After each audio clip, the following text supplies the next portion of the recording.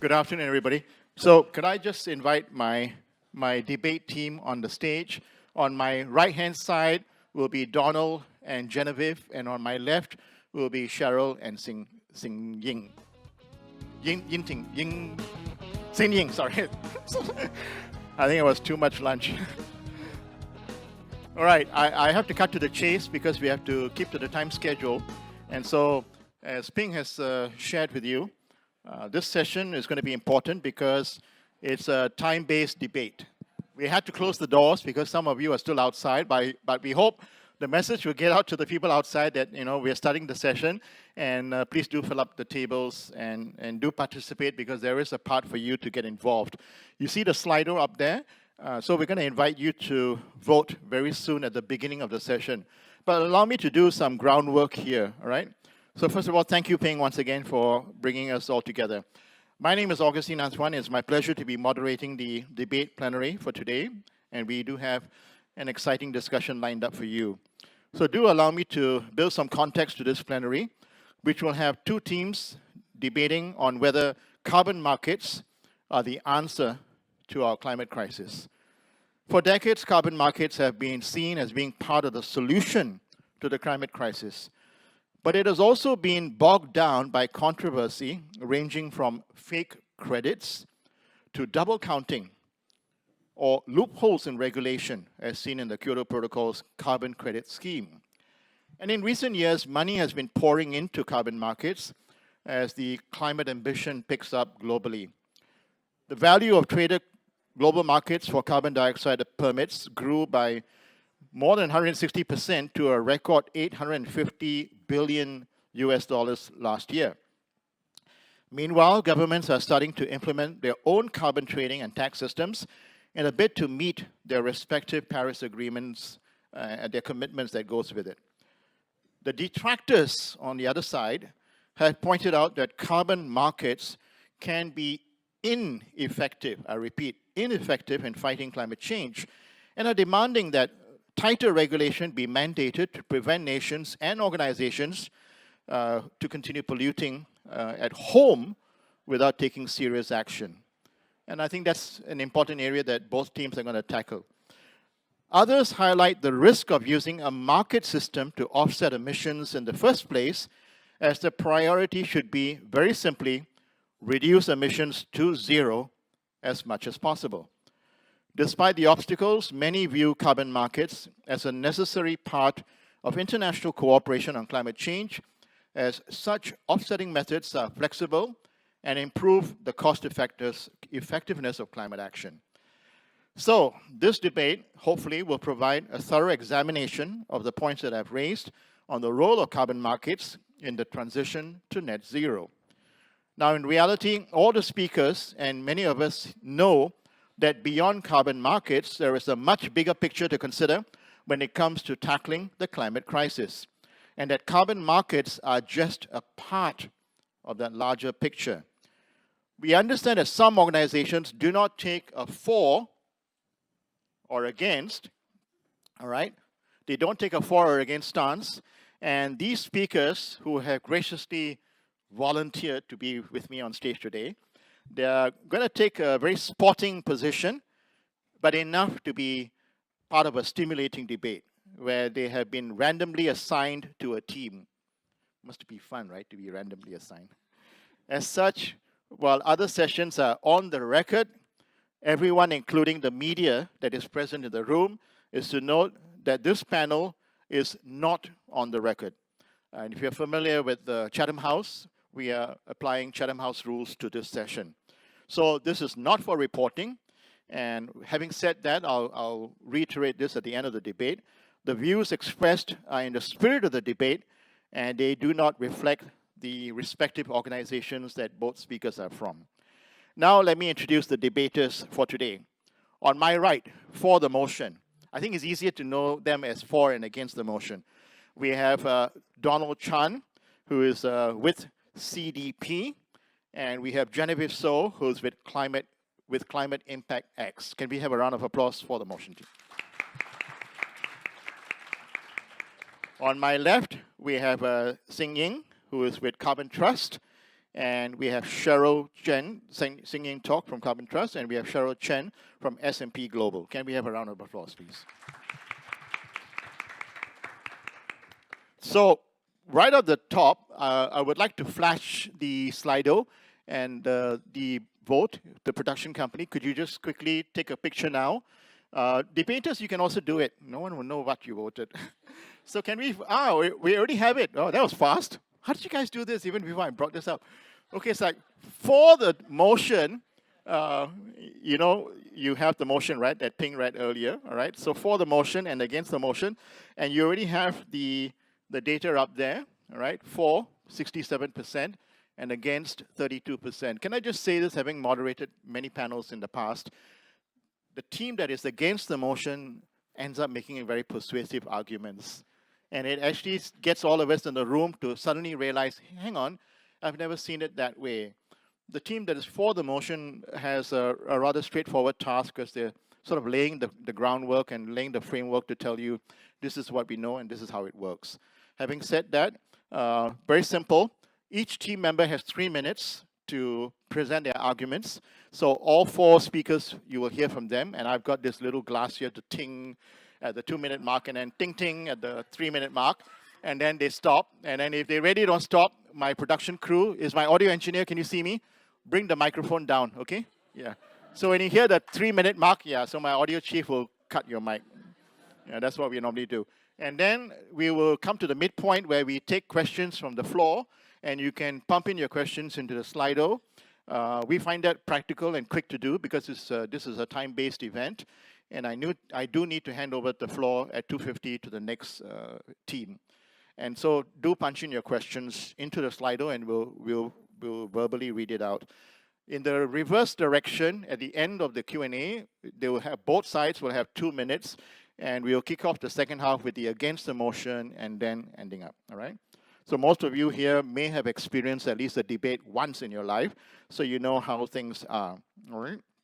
So without further ado, it's now time to kick off the session, and it's a tough call for me to sort of like lay the groundwork, but I did read that opening preamble to kind of lay the scene, and a gentle reminder once again, this session is off the record, all right? Without further ado, let's kick off the session. Donald, the floor is yours. By the way, you can stand up and you can be seated. Either way, it's up to you. Right? Hello. Hi, sorry. Hi, Donald from CDP. Well, I guess I'm for the motion. It looks like we're winning already, so that's all right. So please vote for. So I believe that we need to measure. Only can we measure, then can we take action. So inherently, being able to measure is always the first case for anything. Right now, if you look at most of our economic calculations, GDP, for example, we do not calculate the preservation or any decarbonization effort. So for example, a forest right now, if you look at it, a forest essentially has no value unless it's cut down, turned into timber, right? And essentially then sold. And then another commodity comes in and grows on top of that. And that measurement is essentially calculated. So what this means essentially is that we need to find a way to attach value to efforts in decarbonization. That's the first point. Now, how do we attach value to this? Obviously, carbon markets is one mechanism of attaching value to efforts. In fact, it is what you call allocation. Allocation from people who do not make the effort to people who do make the effort. And hence, that's why it's also an offsetting mechanism, right? That's how you can offset behavior as well. So by attaching value through a market mechanism, you have a very real price for action, and you have also a redistribution of that value as well for one person, for one company, person to another. Okay. Now, why this is important, obviously, is that every country under the Paris Agreement have different targets. Every country have different options of how they want to meet their Paris Agreement commitments, but every one of them are moving at different speeds. Okay, most countries have committed 2050, 2060, but governments essentially now need to take that action. And governments basically, what are their limits on what action they can take? Essentially, is number one, incentives, right? They can introduce incentives if they have money. Number two, they can introduce tax, right, to penalize behavior. Or thirdly, they can use regulation, like a market mechanism, to ensure there's a reallocation behavior from one party to another party. So in a properly regulated carbon market, it should achieve this allocation of behaviors as well as allocation of value. And with that also, that can also spur the next level, which is the financial sector. So essentially, once you have a capture and measurement of value, you can then do products, for example, that can further on that value reallocation. So, that makes sense. Thank you very much, Donald. You did that in under 3 minutes, so thank you for the motion, Donald Chan.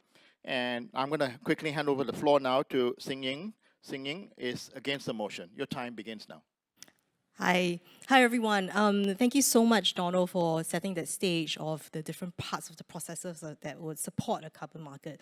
But I think today we're here talking about whether or not carbon markets are the way to solve our climate crisis.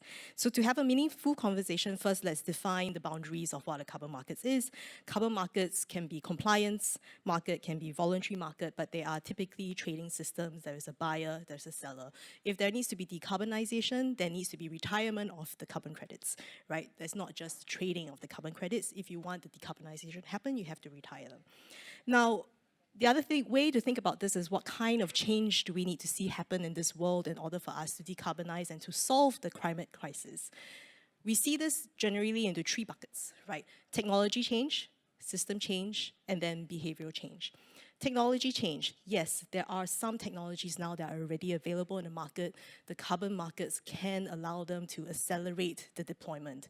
But there's a lot of technology that still needs to be researched and developed, and carbon markets are not able to support that process. When it comes to systems change, we need to look at financial system change, we need to look at business model change, circularity. None of these can be supported by carbon markets nor carbon credits. One of the other parts of the climate crisis that we sometimes don't look at is the physical risk part of climate crisis. That requires us to think about our systems differently in terms of addressing resilience. How does carbon credits allow us to address resilience? It's imperfect. It is one solution, but it's an imperfect solution. I think the last thing that I want to mention is this behavior change and the mindset shift that we need to see.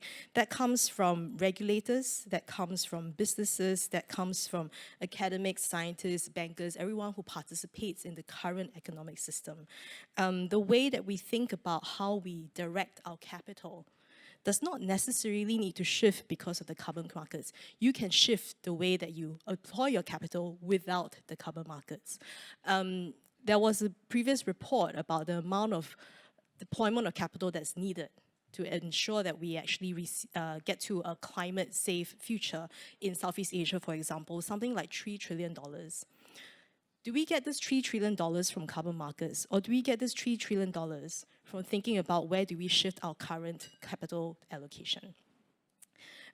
Just to be able to give a little bit more of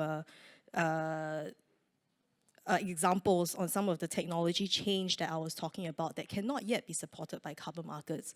For example, in the steel industry, in the cement industry, in the aviation industry or the shipping industry, the types of technology change that we need to see happen. Currently, you can't quantify the carbon savings that come out of it, but the money still needs to flow to those places. If you can't quantify the carbon credits, you cannot have a credible carbon market, and you cannot have used the carbon market to enable those changes to happen. Thank you. All right. So we've heard it from both sides, and thank you, debaters, for sticking to the time. It makes my job easier. So just to recap for those who just walked into the room, this House believes carbon markets are the answer to our climate crisis. I'd like you to pay attention to that motion. This House believes carbon markets are the answer to our climate crisis. Have you been convinced? On this side, we heard that there's a need to measure and to attach value, right? And different governments, different countries have different sort of targets and journeys that they're taking. And there's one mention that I thought would be interesting for all of us to take note, including you, the audience, because you're going to vote on it. Properly regulated. I hope quoted you correctly, Donald. But is it properly regulated? And how are things on the ground? On this side of the House, against the motion, we heard that technology and behavioral change is important. But how are we doing in behavioral change? How are we doing in that department? And Singing has eloquently pointed out that it is an imperfect solution, and it's challenging for the House to see whether they can pick up on that. Do we put all our emphasis on carbon markets, or is there some other part of the equation that we need to also pay attention to? Now, continuing with the debate, for the motion, Genevieve, the floor is yours. Thanks so much. So again, this House stands for the carbon markets being the solution to the climate crisis. Kind of puts us out on an edge, but let me make the case for it. So if you think about the climate crisis in some simple numbers, really to stick to a 1.5 degree pathway, we need to go from what's anticipated to be 60 billion tons of carbon a year in 2030 to about half of that. And what the science suggests is that if you throw all the technology at it and all the available new emerging solutions, you're not going to get to that minus 30 billion tons. In fact, at best, 20, 25. So you're going to get to a gap, that 5 to 7 gigaton gap. What are you going to do with that? And so the case for carbon markets really, this is an also-and argument. It is reduction and compensation and neutralization. And so it isn't really only either or sort of discussion. And to the point around behavioral change, systems change, technology change, creating incentives for that, like many other multi-headed problems, it's really hard to find one thing that can solve it all. But what we've seen through many other industries is what's really helpful is a price signal.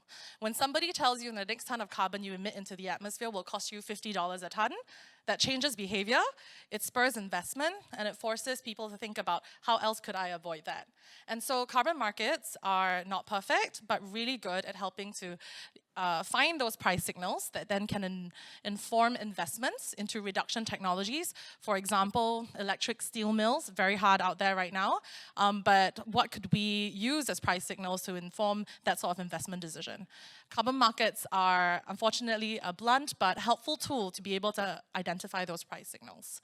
And I think the last discussion here really is around why carbon markets or carbon credits, compliance or voluntary or otherwise, are effective. It's a way to essentially finance green initiatives.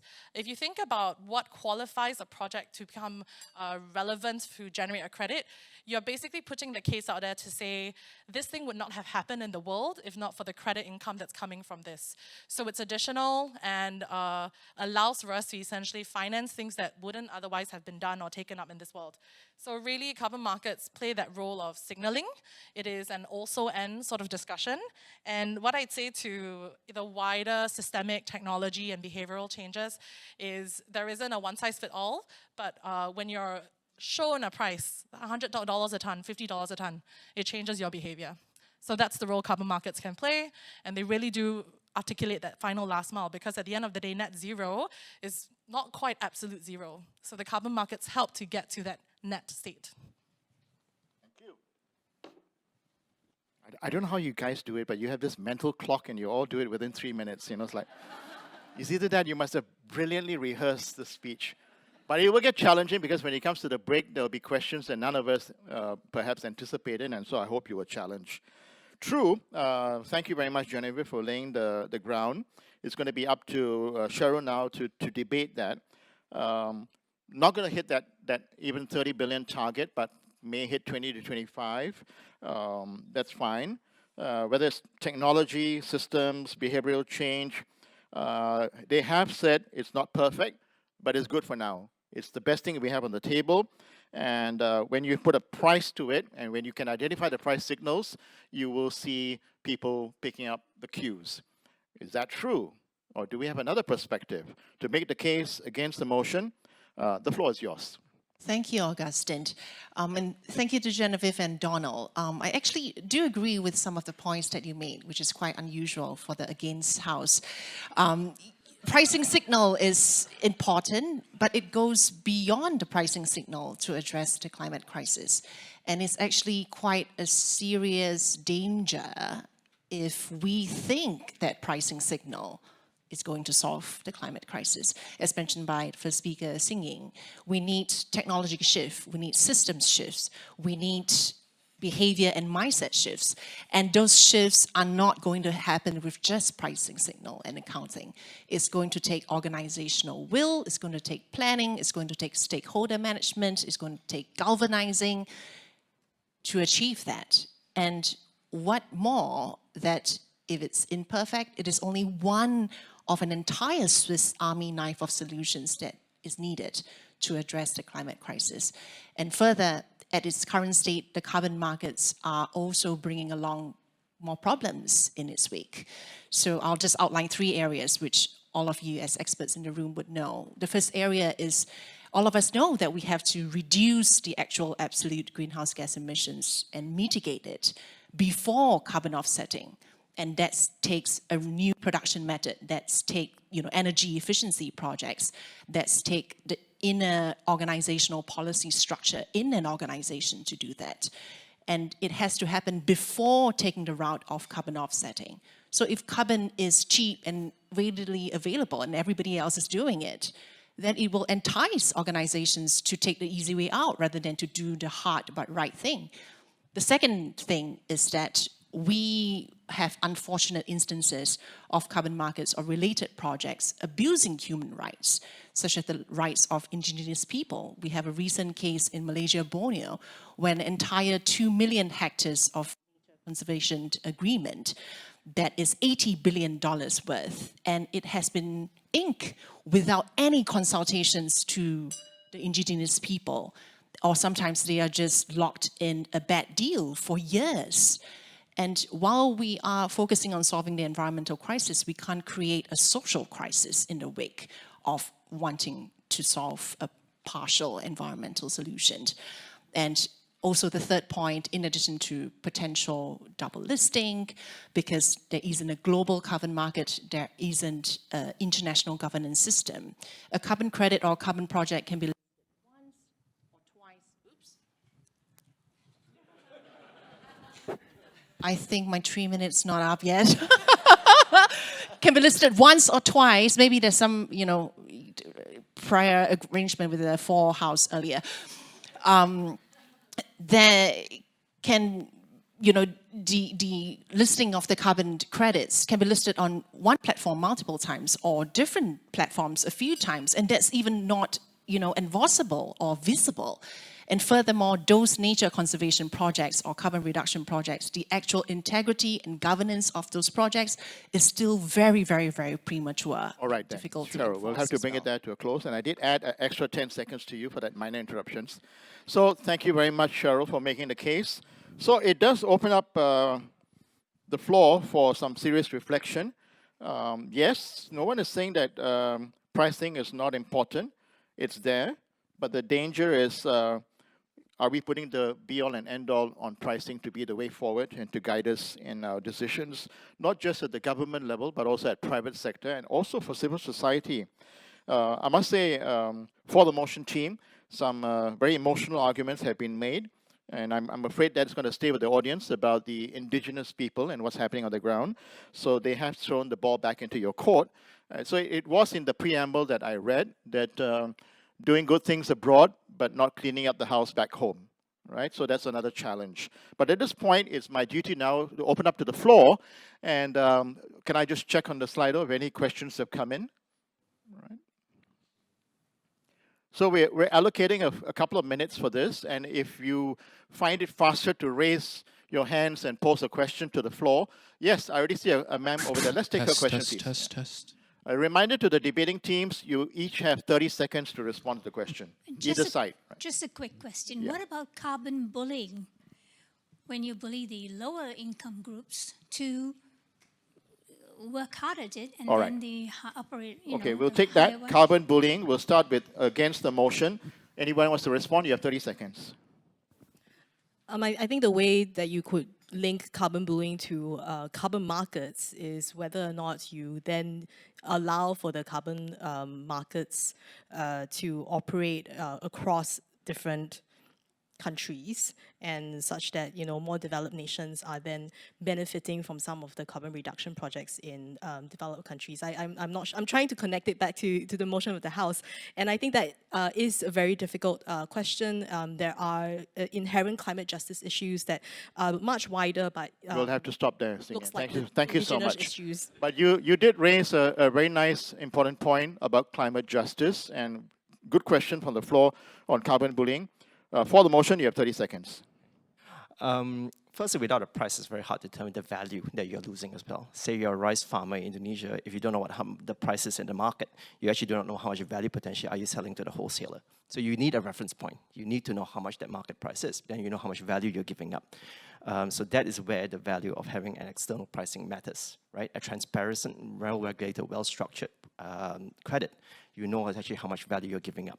And with that as well, you also then know how much value potentially that you as a developer of a project, or you as a project investor know as well. All right, thank you very much, Donald. Do you need to know what that market price is out there, right? I certainly hope they all do, right? I wonder if the poor farmers out there have access, but we'll leave it at that. My job is to plant these thoughts in your head. I see a hand going up there. Go ahead, sir, your question. Suggested to the House that carbon markets are a new form of colonialism. Could you say that? Could you just say that one more time, just to rub it in? One more time. The idea that carbon markets are a new form of colonialism. New form of colonialism. We'll reverse the order. For the motion, you have a chance to respond. 30 seconds, please. I'll take that one. I think the ideas are borrowed essentially from any other commodities market. The idea that you buy a bunch of forest in a developing nation and you take that over. I think that's a very narrow definition of how carbon markets work. First of all, compliance markets are very much governed within jurisdictions, and then within voluntary, there's more than just land grabs, so to say. Broadly, there are rules that help to govern this, but the other element here is actually, if you think about the marginal cost of abatement, the science does prove out that the marginal cost of abatement. We'll have to stop there, but you definitely raised an important point, and I thought it's important for all of us to take note, and against the motion, hopefully you will respond, and that's like a narrow definition, right? And so we need to revisit that. Enough public education going on that subject. Over to you against the motion. 30 seconds. Thank you for that question, gentlemen. And it is a narrow definition, but it is what is partially happening as well. As you can see in numerous instances in real life, and those are the visible ones that get into the media, of indigenous people losing their lands, not being consulted, being locked in bad pricing deals because of misinformation deliberately, or no information, or some of them, they are, they got to know it only after the deal has been inked. So it's even worse than colonialism, because you know that people are coming. In these instances, you don't even know that what you have is being taken away from you. All right, so we'll have to stop there. Certainly you've given us some emotive points to think about. Great two questions. Can we perhaps, I see a hand up here. Can we take this lady here in the front? To build on that colonialism point, we do have countries in developing worlds that have onerous obligations for net zero. And the carbon credits are being generated in developed markets, and basically the global north has access to them. So again, there is unfairness in that system. Can the panelists address that? All right, I'm going to throw this back to the against the motion. A subtle hint there against, are we revisiting on this tragic divide of the north and south, the global north and the global south? Against the motion, you want to reply, Singh? 30 seconds.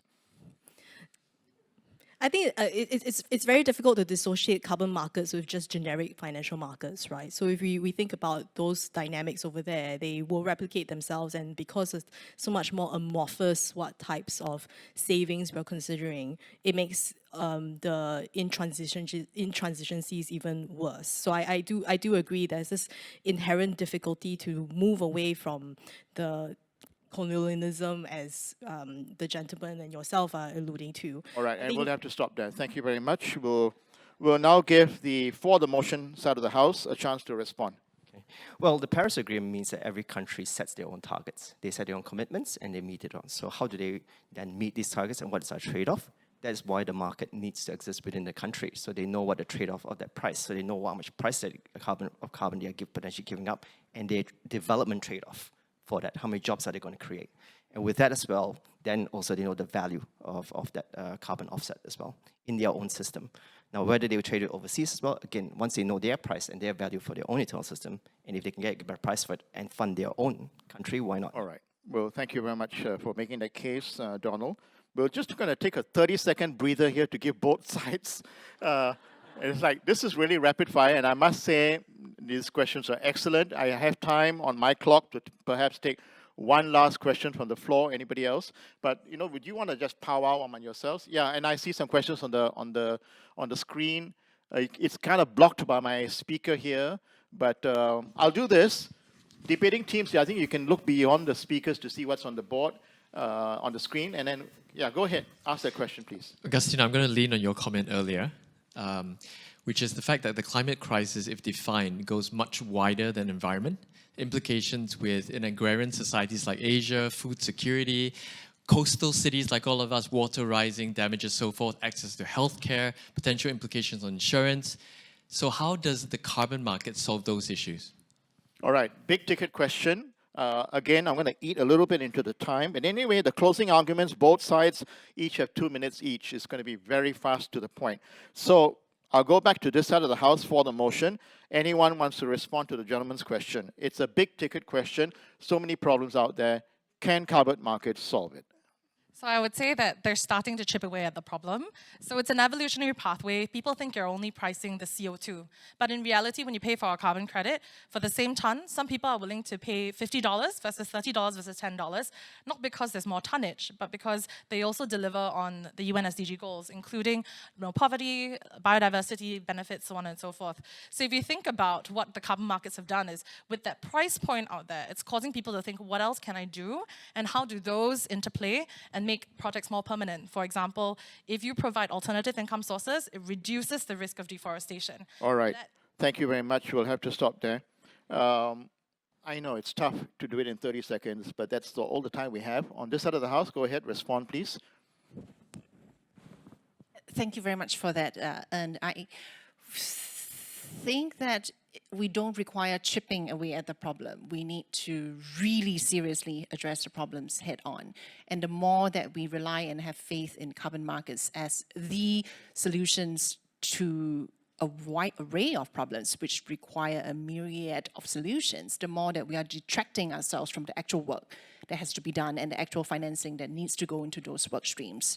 So it is subset, a partial part of the entire solution, but thank you. Definitely We'll have not. to stop there.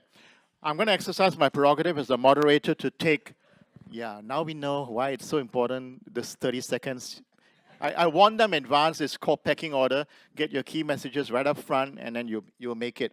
I'm going to exercise my prerogative as a moderator to pick the one that was actually 0 votes, but it's now climbing up. It's the second question. Why place our faith in markets when markets are the reason we have a climate crisis? Provocative. Markets are the tool and not the answer. All right, we'll go for the motion on this side of the house.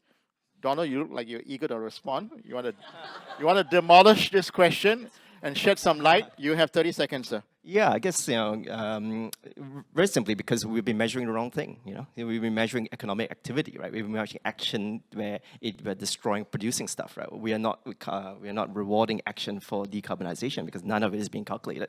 So there must be a way for us to attach that value in that effort. And recently Bayfront issued a bond, right, between a green bond and a green tranche and non-green tranche. The difference with that is 5 basis points. Right, so there's virtually no difference right now within taking this action. That's the reality. So all right, we'll have to stop there. So, provocative answer, he's saying basically you got your measurement all wrong. You were measuring the wrong things. If you had come and spoken to Donald earlier, you might have got it on the right track.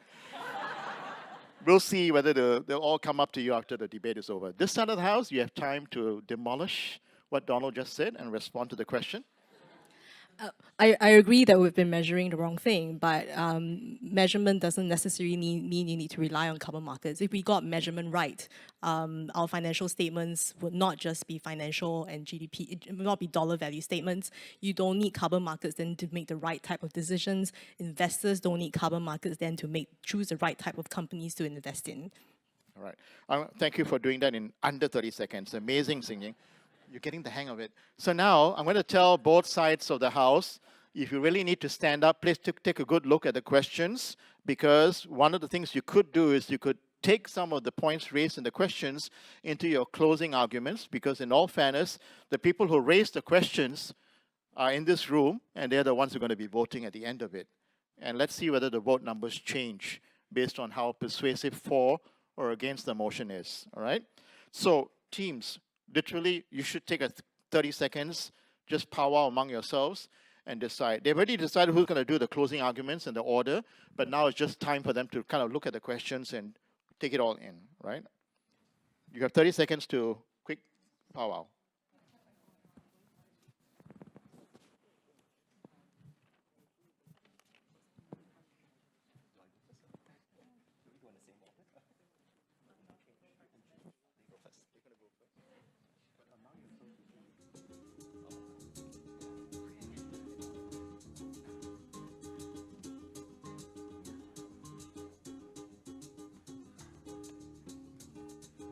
And time's up.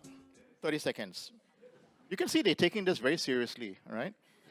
So we have decided before we began that it will be the reverse order. The against the motion team will kick it off, and it will be singing. And then after that, for the motion, it will be Donald who will kick off for the closing. The challenge is both teams each have 2 minutes each to make their closing arguments and also to persuade you, the audience, to vote. So against the motion to kick off the second half of our debate, singing, the floor is yours. Thank you. I want to address a couple of suggestions that was brought up by the for side of the House. Number one, measurement. Yes, we agree measurement is paramount, it is important. For those people who are willing to pay $50 instead of $30 per ton, where is the measurement of the actual social impact that is going to come out of it? How do we know that it's actually delivering on what it needs to deliver? Number two, pricing signals. We agree, totally. Pricing signals is important. Tax is a pricing signal. Third, flexibility of carbon markets. I think that there are quite a number of different types of markets out there, more directed to the types of effect that you want to see, that has been more effective than the carbon markets. For example, vehicle emissions reductions markets in California, case in point, Tesla only survives because of that. All right, you volunteered to not use up your full 2 minutes. So I'll tell you what, I'm going to add that one to your closing colleague in case she has a passionate case to make. That's my prerogative as debate, all right? Now, for the motion, Donald, the floor is yours. So we're a non-profit, right, CDP. So in our 20 years of life, for 17 years, basically what we did never mattered. I mean, we do environmental disclosure, right? So for 70 years of life before Paris Agreement, none of this actually mattered. It wasn't until the Paris Agreement where people started to put focus on taking action. So the reality is that if we count actually on firstly the prerogative and goodwill of people, we're all going to die, right? Sorry to say that. Secondly, it means that the Paris Agreement becomes the core of how we address climate change, because it is the one single agreement that ensures there's action being done. What this basically means also is that how the Paris Agreement works basically relies on governments to either bring a tax system, incentive mechanism, like in the US recently with the reduction inflation bill, or a market mechanism. Okay. Now, if you rely just on a tax system, it's not sufficient because obviously, companies get penalized for it, and you need a mechanism to monitor that, and it takes government effort to implement it. Incentive mechanisms also work, but again, you need deep pockets in order to fund that mechanism. So market mechanisms, offsetting mechanisms, actually is a way of doing this effectively. If it's properly regulated, it allows a transfer of wealth from one side to the other side without any government intervention. All they do is set the rules for that. And it automatically allows then a reallocation of that. And under that mechanism, then you can actually potentially do a better allocation of where the carbon markets, particularly where carbon emission needs to be. And that is really why the mechanism works, when governments start implementing it in a correct way and properly across. And hopefully it gets the right results as well as we move towards net zero. Thank you. You had 20 seconds left. I'll add it to your colleague's time, all right? So, some provocative points. Tax, not enough. Incentives, works That's just because some people have deep pockets. And so you are a firm believer in carbon markets being the way forward. Quoted you correctly? Don't quote me as my organization, but I'm taking the position of the debate. Quoted, yes, but quoted you correctly in the debate context, right? The debate context, but one of the stage is different, right? So. Yeah. Duly noted, duly noted.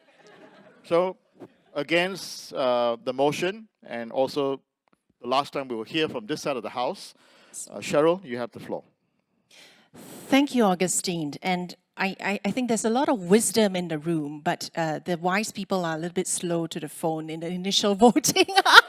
But thank you for showing up very well in the questions as well as the verbal questions.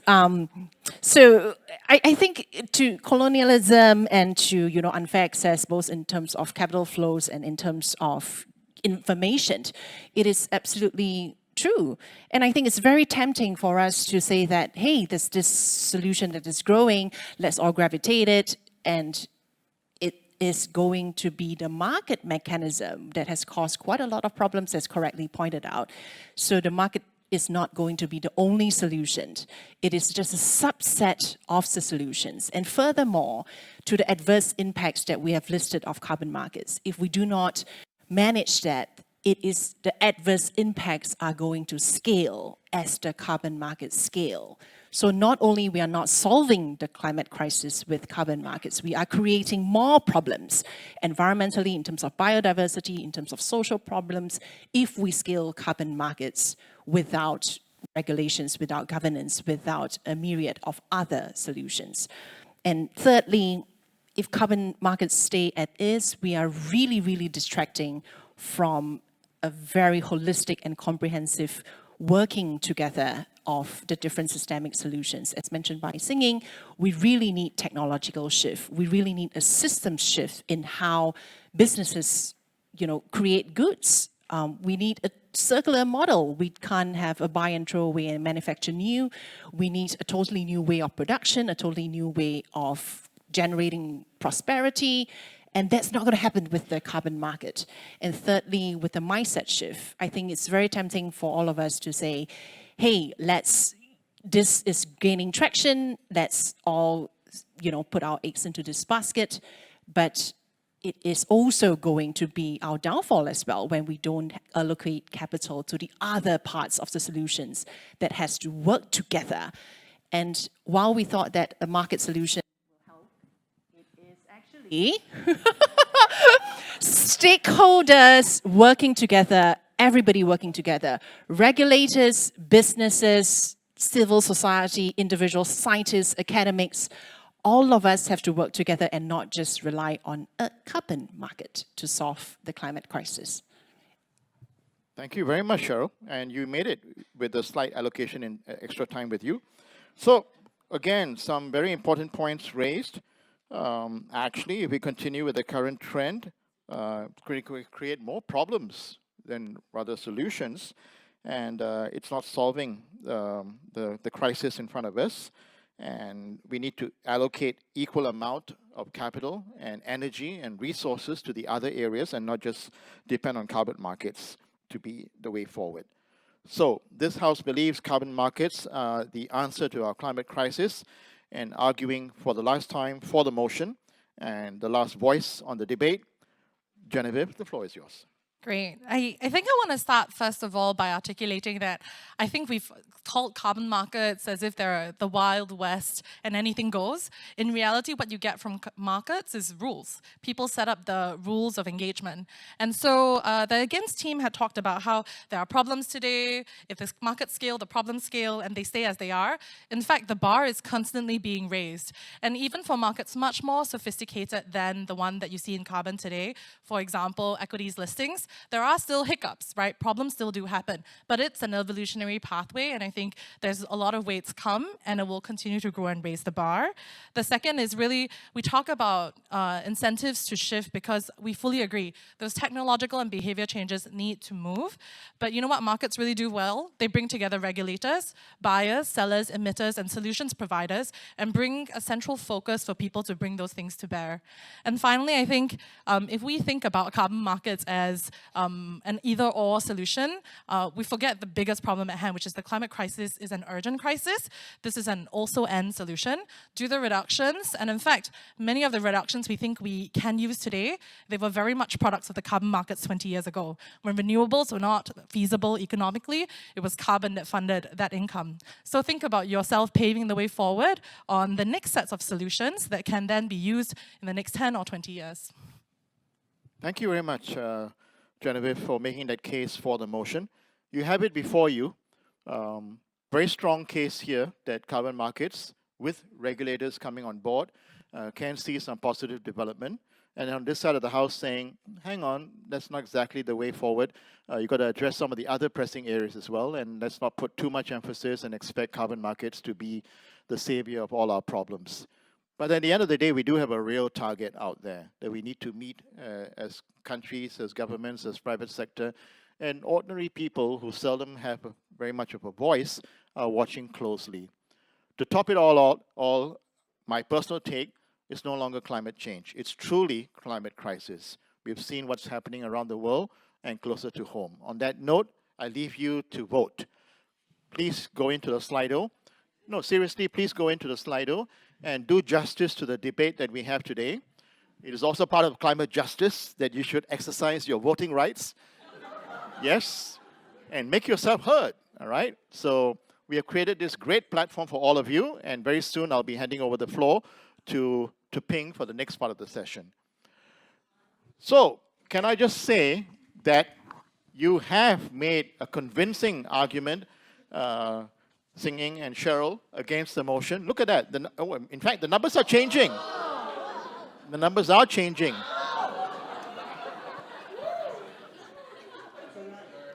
I'm just going to give this a couple of more seconds for democracy to work, for democracy to truly work. Now, if you have not taken up the phone and cast, and seriously, people, if you've not even touched the phone or the Slido, now's the time to make your voice heard. Otherwise, I rest my case, all right? But no, let's see this, and if you can hold me to this, because the opening numbers were quite different. Do you remember? Do you recall? The opening percentages were quite different, and now with the closing points, yeah, of course, debate team, you can vote yourself, in case you forgot. I mean, you're part of the democracy, but it's too late now. Governance, we are arm's length to this. Yeah. So, first of all, please join me in giving a very strong round of applause to this side of the House. Against the motion, Cheryl Singing. Can I just say on my personal prerogative as the moderator, I hope you will continue to keep those voices out there, to keep the debate alive and real, because we really need to learn from both of you. Thank you for making this a good discussion. And on this side of the House, a round of applause for the winners of today's... this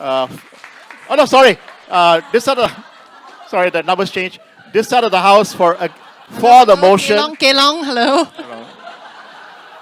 I'm blocked by the speaker. For this side of the House, yeah, truly I'm blocked by the speaker. For this side of the House, for making a really good call and for making all the right cases for the motion. You gave it your best shot, but the people have decided. So can we have a round of applause?